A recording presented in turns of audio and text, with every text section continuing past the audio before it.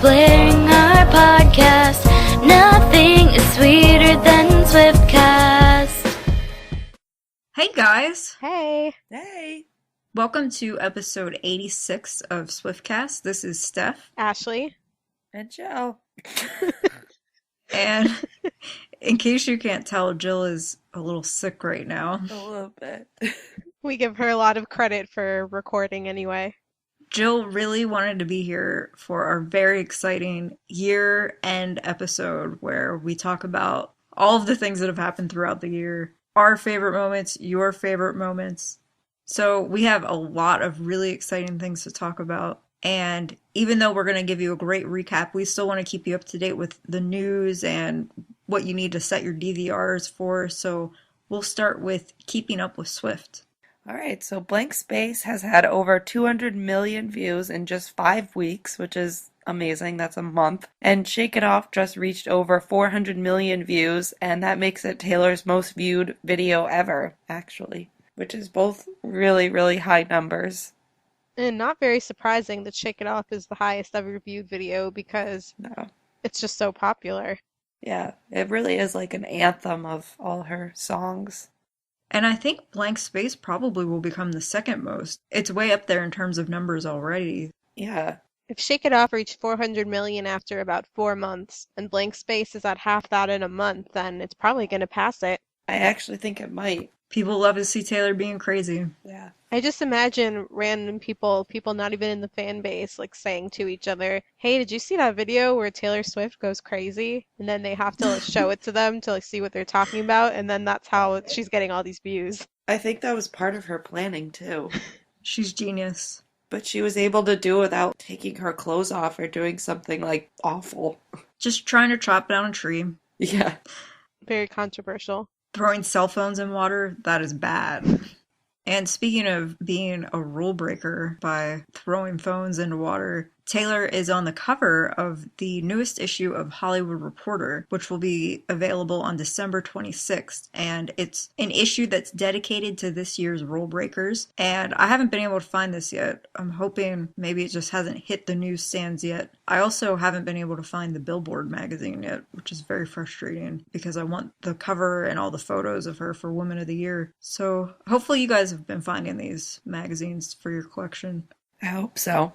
And most recently, well, not most recently, but Taylor retweeted a tweet that John Green made about singing along to 1989 while shooting Paper Towns. And John Green wrote The Fault in Our Stars, so if you didn't know who he was, but he's making a movie called Paper Towns, and yeah, he made a tweet about the cast singing along to 1989, and I guess Taylor liked it and she retweeted it, so you don't know what that means. And this was after they apparently had talked on the phone, John and Taylor, a couple of weeks ago. I wonder what this could mean. I think this is definitely happening. For real. It really is. I'm going to buy the book and read it. Oh, it's a really good book. I want to read all of his books because I loved The Fault in Our Stars. They're all really good. Now that I know this film's coming out, I definitely want to read Paper Towns. So in more record-breaking news, 1989 was the number 2 album of the week recently, but it was projected to then this week go back to number 1, and it just keeps selling so many copies every week. So it just sold 277,607, can't forget the 7, copies. So the grand total of it is now up to 3,003,615, and I think I bought the last 15. Probably.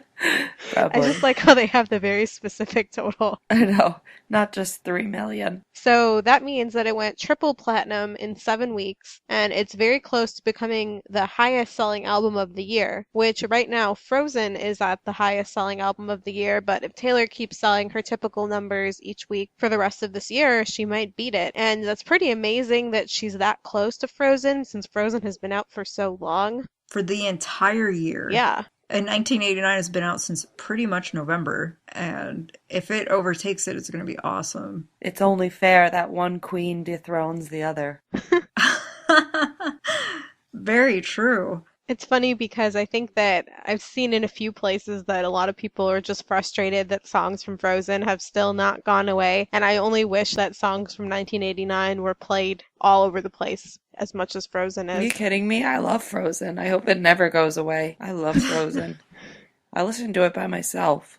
Well, I was just reading an article that people think this will actually happen just because of Christmas and the holiday and Taylor's album and actually Ed Sheeran's album. They're both in high demand for Christmas and holiday gifts this year. I went out and bought one for my dad because I already bought my mom one, so I figured I'll just keep buying more. Yeah, but you know, Frozen is technically a soundtrack. Like, Taylor is technically the most selling album for like an artist, because technically Frozen's a soundtrack with multiple artists on it. So, I mean, technically it is her. Yeah, that's a good point. I still want it to be official that just pretty much between November and the end of December, she sold more copies than any other album. I think she can do it. I have a lot of optimism about it. Definitely. And it would also be great if Taylor reaches the school because so many magazines and publications have been naming 1989 as the album of the year, even though it's only been out for pretty much 2 months. USA Today picked it as the album of the year. And then the New York Times also announced that 2014 is the year of Taylor. So she definitely needs to break that record. I'm confused because I thought every year was the year of Taylor. I know, right? I mean, this is maybe a higher year than usual, but every year is all about Taylor, at least in my world. When you think about it, though, like, this year kind of was all about Frozen and everything Frozen, and this whole year was Frozen, and then Taylor's album came out and just blew it away after, like, for 8 months, Frozen, like, took up everything in the whole universe. And then Taylor blew it away in just 1 month. Well, I wish that there was as much Taylor merch available in stores everywhere as there is for Frozen. Yeah, they just made a Frozen Lego set. That's true. And you can go see Frozen on Ice, and they're making a whole nother movie. Can we see Taylor on I was ice? going to say, where's Taylor on ice? I want to see 1989 on ice. I want to get one of those rainbow slushy Frozen things. Well, maybe they'll make a Broadway 1989 since it's all about New York and Taylor's in New York. You know how they did it for Green Day? They have Green Day on Broadway They or did have whatever. that, yeah. I can totally see that happening, and I will go Oh my God. to see it. Was actual Green Day in that, or was it just a tribute to Green Day? I don't think they were actually in it. I'm pretty sure it was just playing Green Day songs and acting out some sort of story. I'd still see it without Taylor, I guess, but I would be sad. Well, speaking of New York, Taylor, as usual, was out and about all over New York City this week, and she met up with a couple friends, Tavi Gevinson and Lena Dunham, and she also went to see the Carole King musical with her family, and I didn't really know that that was a musical, but I'm very interested to learn more about it. Yeah, me too. I had no idea it was a musical, but she hung out with everyone backstage afterward and looked like she had a great time. She always has good taste in knowing what the new hot musical and things like that is, so if she went to see it, I'm sure it was really good. If only we lived in New York and go to all these musicals. Yeah. I know. I wish. I still wanted to see Bullets Over Broadway, which she went to see in the spring. I'm still mad about Matilda the musical, as you guys know. Matilda. All I want to do is see Matilda the musical. Well, also this week, in getting ready for Christmas, and we know how charitable Taylor always is, she donated 653 boxes, each of which had 72 t-shirts, to Toys for Tots. Why didn't she just make it 650? That's a good I question. think she may have literally been getting rid of the entire warehouse of Red Tour t-shirts. Yeah, I think so. That is a lot of shirts. Let's do the math. 47,016. That's going to be a lot of well-dressed kids. Yeah, 47,000. And it looked like from some pictures I saw that she donated other toys too, not just her unwanted Red Tour merch. That's amazing. So while Taylor might be a little bit off our radar during the holidays, you can still catch her on a lot of upcoming events for this month and next month. So we want to give you a quick rundown of her schedule so you can set your DVRs and get ready to see her. So on December 31st, which is New Year's Eve, she's going to be performing in New York at Dick Clark's Rockin' New Year's Eve with Ryan Seacrest, and that starts at 8 p.m. and it's on ABC, and she's probably going to be closing the show, so she might be a little later. So if you can't get to the TV right at 8, don't worry. That's crazy because that means 2 years have passed since we watched her on it last time, which was when she was with Harry, and 2013 was just starting, and Red had just come out. It's crazy. It is. Feels like it was just yesterday.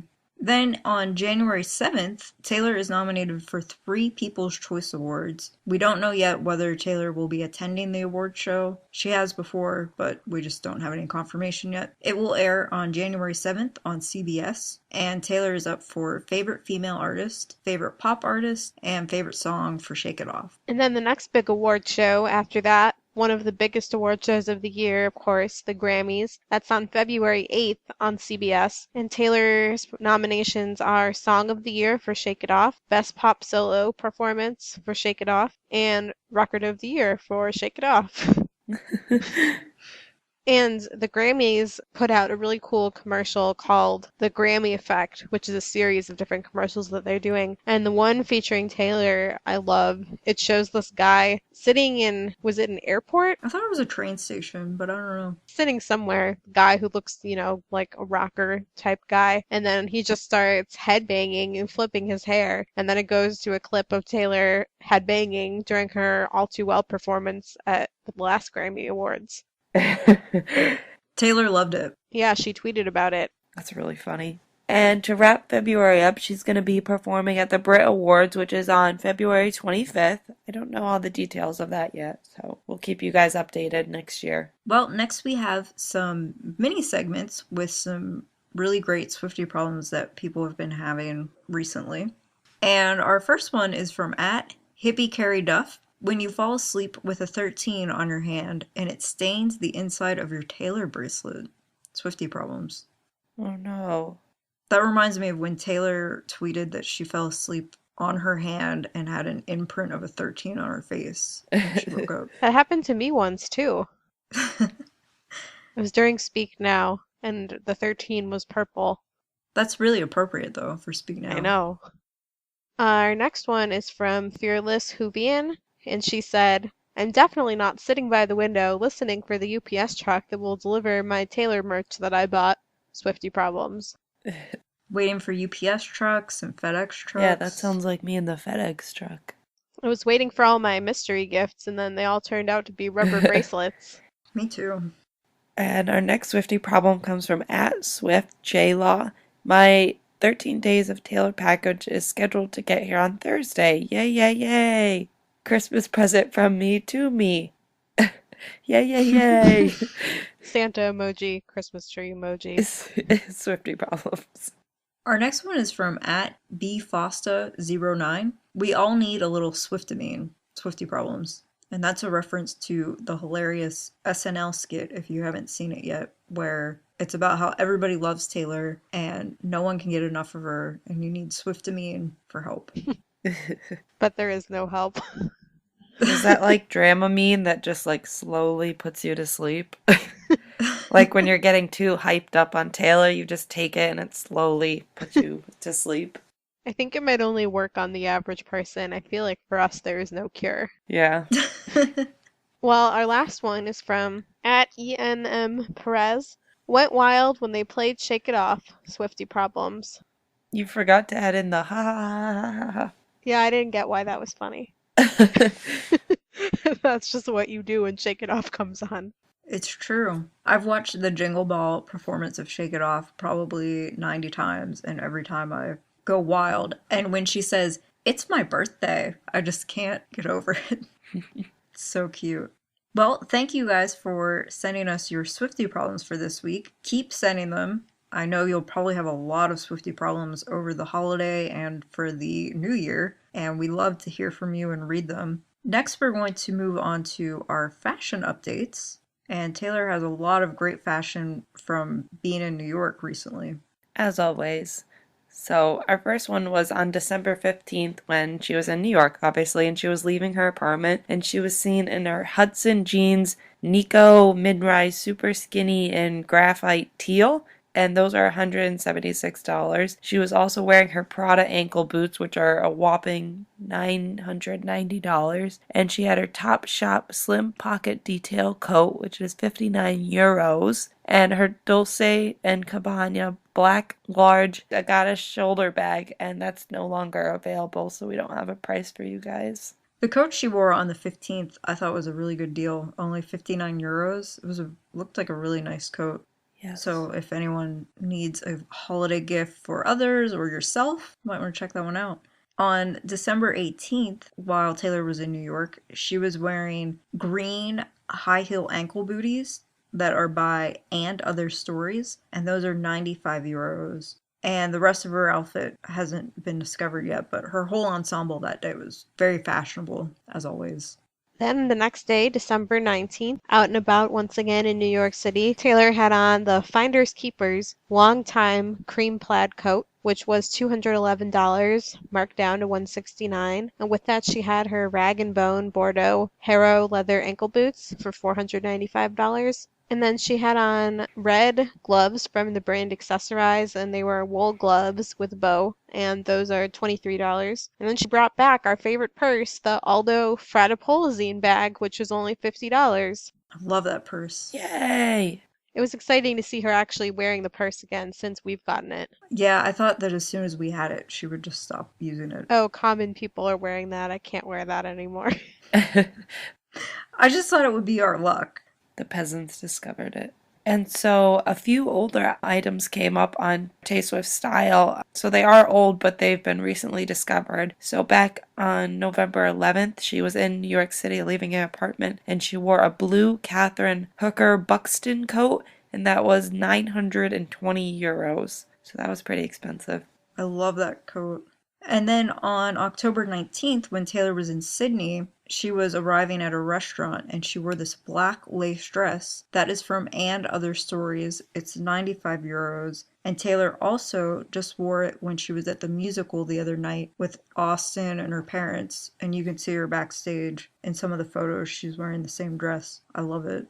We want to thank tayswiftstyle.com for finding these outfits. You can check out her website to find links and photos. You can also find a great holiday gift guide for some inexpensive items you could buy for yourself or your friends. So go check that out. And next we're going to go to our main discussion, which of course is our recap of everything from 2014. And we have a lot of submissions from all of you. Thank you for responding to our survey. So the first question that we asked people was, what is your favorite live performance of Taylor's in 2014? And as with all these questions, it was very hard to choose. So we didn't really put choices. We kind of just left it as a free-for-all for people to write in whatever they wanted, because otherwise we'd have to list like 2,000 answer choices. But the same ones came up a lot. And one of the most popular definitely was All Too Well at the Grammys, which was one of the first performances of the year, and I totally agree. It was amazing. Yeah, I have to say that was my favorite. They like Jimmy Kimmel too. Yeah, Out of the Woods and Jimmy Kimmel was probably tied right after that one. Probably because that was the first time Out of the Woods was shown live on TV. Yeah, I loved both of those. I think All Too Well was great because it really was Taylor's first preview into what this whole era was going to be about, because fans were the ones who wanted her to perform All Too Well, and she knew that, and she was stalking us on social media, and she said, oh, well, I'm going to do what the fans want. And not only did she completely nail the performance, and it was amazing,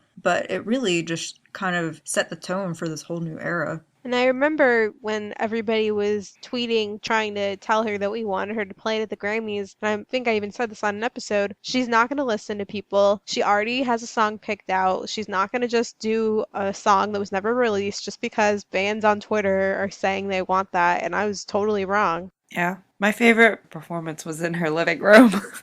Oh, thank you. Subtle bragging. Yeah.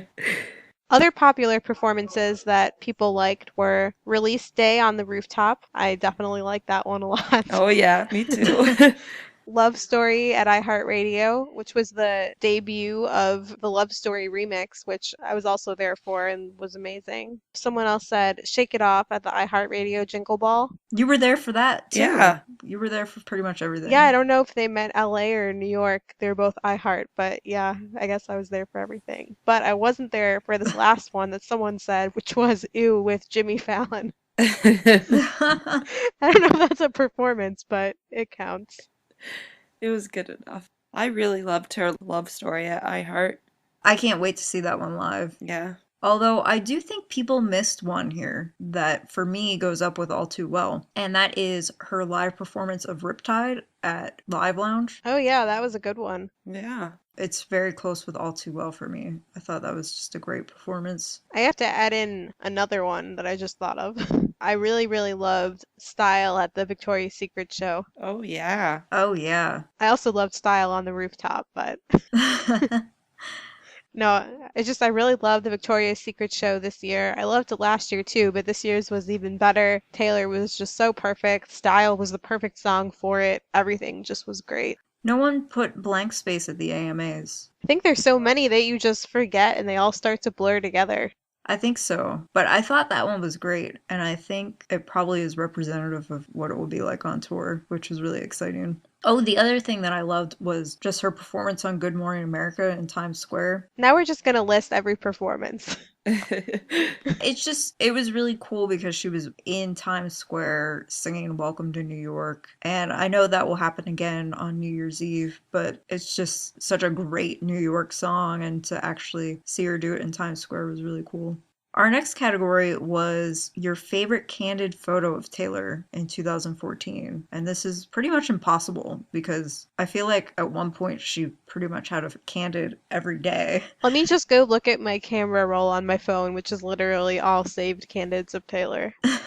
So we actually got a wide variety of responses for this. So I'll just list some of them. One person wrote the blue jacket, and I think that probably means the blue winter coat she wore recently. It's like a powder blue that we just talked about it on episode 84. And Ashley and I just talked about how we loved it. I think that's probably which jacket they mean. Another person loved the candid of Taylor when she was walking out of her apartment with Olivia, and Taylor had on the knee highs and the plaid skirt. I'm guessing she was going to film the Diet Coke commercial or something like that. And that outfit was great, and having Olivia as an accessory is also wonderful. Another person wrote the one of Taylor arriving at her apartment on October 3rd when she was wearing a flowy shirt and hat. And that was like a black flowy shirt and hat. Another person selected when Taylor was on the bench in New York, probably around August. She wore a collared dress that was blue, and she was carrying a red purse, and she was just sitting on these benches. Some people were sitting beside her, completely oblivious to who she was, and we were all like, "What's wrong with you?" But that was a great outfit. One person wrote that probably summarizes what we all think. This is the most difficult question ever because every candid photo of her is truly beautiful and I love all the outfits, but I want to share this one with you. It's frustrating that people can't see these as when they're hearing this episode. This is the dress that Taylor wore when she was on her way to film Ed Sheeran's documentary way back in the spring. It was a black and white striped dress and she had black Oxfords on, and she carried her Todd Stella bag, I think. But the dress is just pretty simple, striped black and white, but it was really pretty, and you can see that dress on Ed's documentary. I can't believe that my number one favorite candid did not make it on this list. What's yours? When she was walking on the streets of New York with the big bundle of red balloons, just very casually. Oh, yes. That was great. With like 10 red balloons. And she had on a golden yellow crop top and skirt. Yes. And it just looked perfect with the red balloons. Just casually walking through New York with all these balloons. That's a great pick. For me, there were so many I loved, but one that really sticks out is when in the spring she wore a black and white romper and she filmed the little Instagram clip with the bubble gun and she was hanging out with Brittany Mac and she wore these yellow heels with the black and white romper. It's just a really great outfit. So our next category goes with fashion as well, and it was your favorite red carpet outfit of Taylor's, and that's kind of hard to pick because, maybe some outfits are okay in candids, but all her outfits that she wears to the red carpets are flawless, so this one's really hard to pick. But actually everyone gave a different answer, but it seems that 2 people said the Golden Globe dress was their favorite, and that was the strapless dress, and the top was black, and then the whole bottom was very flowy and red, and that one was really pretty. Then people also liked the green Michael Kors. I forget which one that was to. Wasn't that to the AMAs? Was it the AMAs or was it the Teen Choice Awards? The Teen Choice Awards was more of a neon green. I don't think it was Michael Kors, though. It was the AMAs, you're right. I just looked it up. Well, it seems like the ACM outfit was tied with the Golden Globes outfit, and that was the crop top and maxi skirt that she wore to the ACMs, and that was beautiful. She always looks good on the red carpet. And it was a white crop top with the long black skirt. And that was a cool outfit because that also really introduced us to this new era. That was really an interesting choice for the ACMs, her last country award show appearance. And her first one with her short hair. Yeah. And her hair was very 80s, so she was like trying to give us hints, I think. And then, of course, we all loved her Victoria's Secret fashion show outfit. That was beautiful. One of my favorites that was missing on this was her pink Oscar de la Renta dress that she wore to the Met Gala. That was pretty. The dress that almost didn't make it. Because of Meredith. I actually love that one she wore to the oh, I'm having a dumb moment, but it was just recently. It was a very pretty teal dress. It was like teal and nude. She just wore it recently when she was with Selena, and her hair was kind of curly. Teal and nude, wasn't that at the AMAs? The green Michael Kors dress? Oh yeah, it was. I thought they were talking about a different one. It's alright, you're sick. Yeah, that was a great dress. It was. I liked her outfit on the rooftop. Can we include the rooftop in every answer? I also liked the dress that she changed into after performing on the rooftop. That we took pictures of her with. Yeah. Which leads into our next question.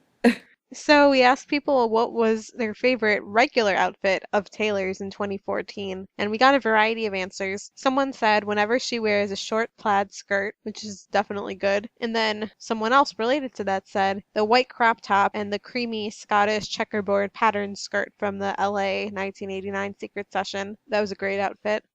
Then someone said the peggacorn costume. Oh, the peggacord costume. Not really an outfit, but we'll take it. A regular outfit. And of course, crop tops in general.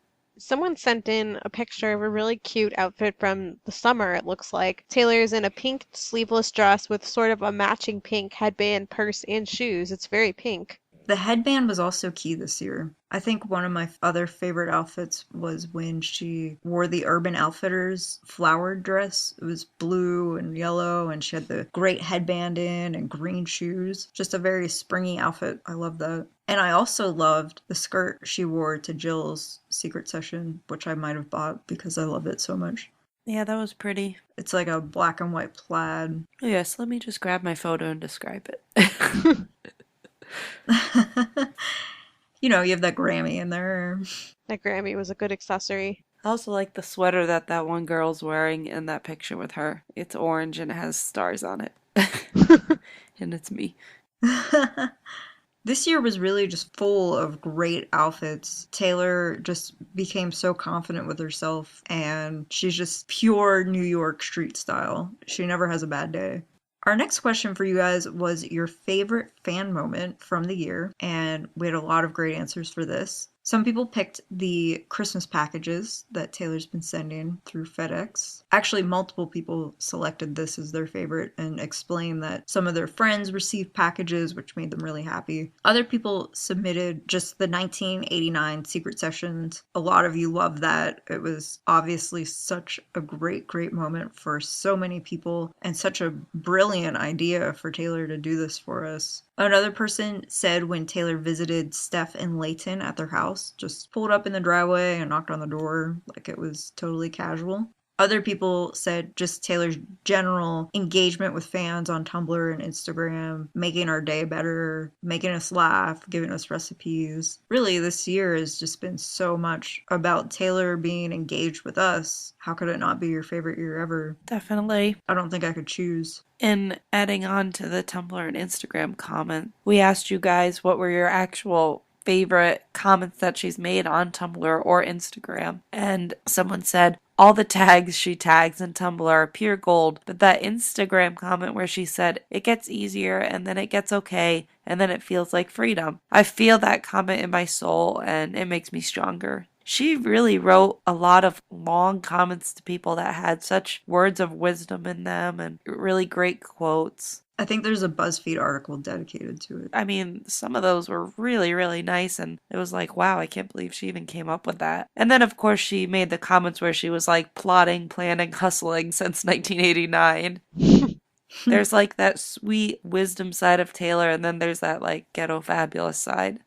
The hashtags are really quite gold for Tumblr. But for me, one of my favorites was when she said something about how you can't be happy every waking moment of every single day. And she said happiness is really kind of a fleeting thing in your life. It's not like you can just be happy all the time. And we just have these fleeting moments of happiness. I don't remember the exact wording, but it was better than how I'm putting it. That was definitely one of my favorites, and I think it's so true and so important. And I was thinking even just about how when we had such an amazing night with her on October 27th, I don't know if I'll ever be as happy as I was that night, but Taylor, I guess, would say that that's okay because you just have to appreciate the moments of happiness when you have it. And of course, our other favorite comment was the one she made to you. To me? Yeah, What'd she say to me? on your Instagram. Oh, yeah, she said she wanted to see us soon, and then she did. That was so Yeah, nice. how could you forget that? I almost did.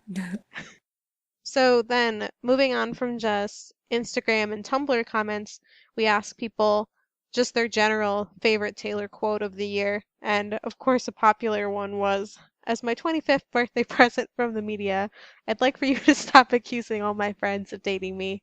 Hashtag thirsty." So thirsty. And then someone else said a quote, which was also recent, from one of the captions on the photos from her birthday: "When you're making a wish, but you already have all you really need standing around you." And then someone else said the Billboard Woman of the Year speech, which I really liked, especially the part where she said that right now the future Woman of the Year is in a piano lesson. That was great.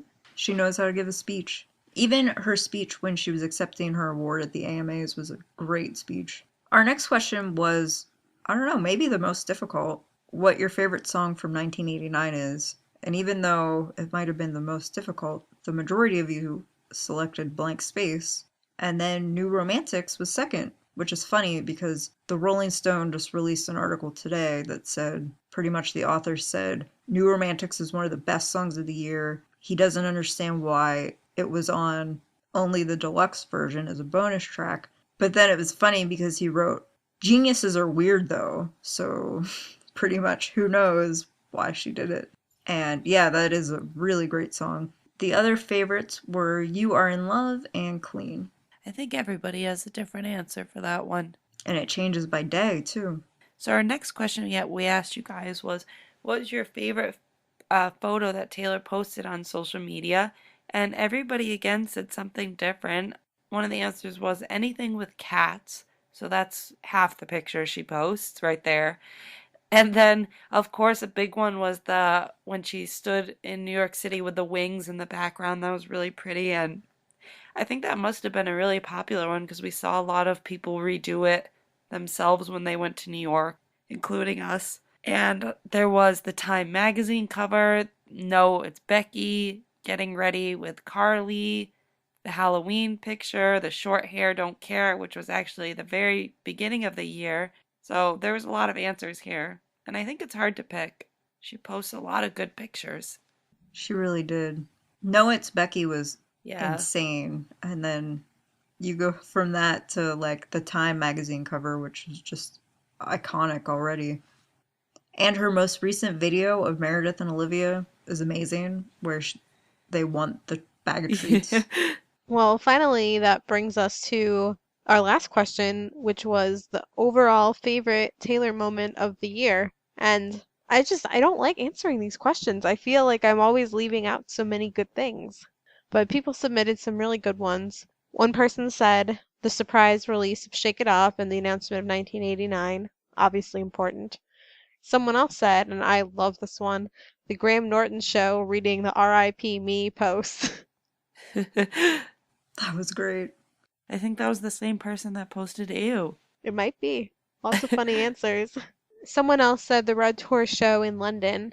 And then they also just said, basically, when Taylor got on Tumblr and started talking to us, and a couple other people said that too.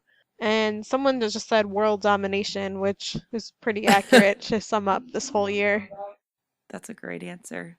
I think we should all say our favorite moment. Oh, wait, it's the same. Come on, guys. Probably the moment when she called us Swiftcast. And she met us, and we got to meet her all and hang out on the rooftop. And that the moment we all took a picture together as a group. And the moment that before we knew we were meeting her, she said we were going to go hang out. Oh, yeah, that was really funny. And everybody, yeah, that was really funny. That's like what you see on TV. I just remembered someone tweeting, and I don't know if we said this on the show before, but when Taylor said we're all going to hang out now, it's pretty much like she just told everyone, you're all getting $1 million. Well, we kind of reacted like that. Well, I just remember it seems like yesterday that we reported this same episode last year, but it actually was a year ago now. And I just remember we all said, really, we were just looking forward to 2015 so we would have tour. And Taylor just surprised everyone with everything she's done this year. And that's why she really has achieved world domination, because she keeps her fans guessing and keeps us engaged. And I don't know how she's going to top this year, but I know she will. I was pretty bummed when 2013 was ending because that was such a good year and such a fun year with so many chances to see Taylor on tour. And I just felt like the next tour and album were a lifetime away. So it's crazy that we're going to be at the next tour in just a couple months and already have our tickets. Well, we want to thank everyone who took the time to respond to our survey. And some of you left your Twitter names for us, so I just want to read those off quickly as a thank you. And those include at It's Kimberly K, at Mary Swifty 12, at Vilma Brownie, at Scooby Doug, at Never Ever 1313, and at Shades of Tay Gray. And those of you who didn't leave your name, still thank you for participating. Yeah, you guys gave some really great answers, and there's no way we could cover every single favorite moment, but you helped us out a lot. Yeah. And so I'm going to do a wrap up of the wrap up episode. So just remember to press subscribe on iTunes and it'll download the latest episode of Swiftcast for you automatically. You don't have to do anything at all. And if you guys ever want to contact us, you can feel free to do so.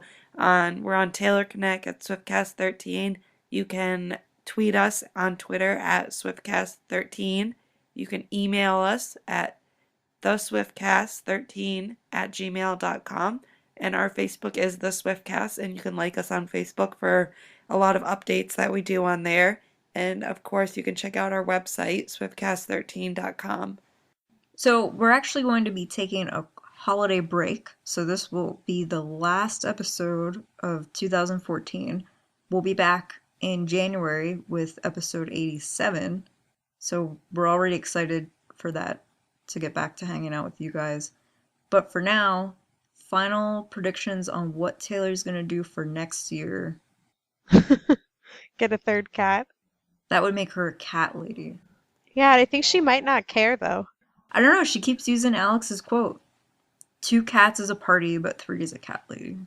I think she's going to add even more dates to the 1989 tour.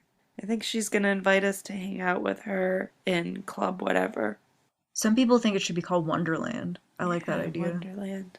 I really don't know what Taylor's going to be up to between January and May, other than taking home some more Grammy Probably a lot of awards. rehearsals. Yeah, she'll be doing rehearsals. It's just, to me, it's weird because the Red Tour started so much earlier than 1989. But it will be good for her to get a little break. And then, really, she's just going to be really busy with tour. I can't wait to finally see what she has planned for us. Well, it just occurred to me that she normally does a lot of her rehearsals in an actual arena. And before, she used to always do them in the Bridgestone Arena because that was home. But where's she going to do them now? It's a good question, because I guess it would be tough at a place like MSG where the Knicks play, and Maybe she'll spend some more time in Nashville just for that. yeah, I maybe. mean, a lot of her band still does live there.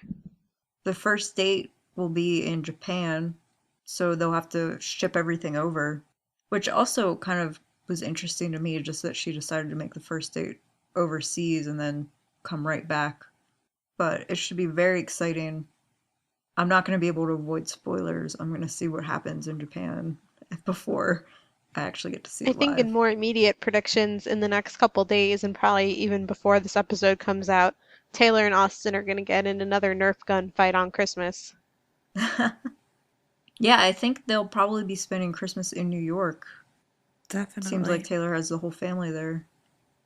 That's fun. Well, I hope you guys all had a good Christmas. And got lots of Taylor merch, and we'd love to see what you get, so send us pictures. Tweet us. Yeah. Yeah, definitely. I can't wait to see what everybody got. I might have bought myself some stuff that from the 13 days, but it happens. Well, thank you all so much for tuning in to this episode and for 2014. This has been a great year. We love doing the podcast. We love having you guys listen to us, and we're really excited to see you next year. I can't wait. Me neither. For now, this has been Steph. Ashley And Jill. and Haley and Nate miss you guys too. Yeah. They'll see you next year. Yes, we will see you in 2015 for episode 87. Thanks, guys. Bye. Bye. Peace out, Swift Scouts. Thank you for listening to this episode of Swiftcast.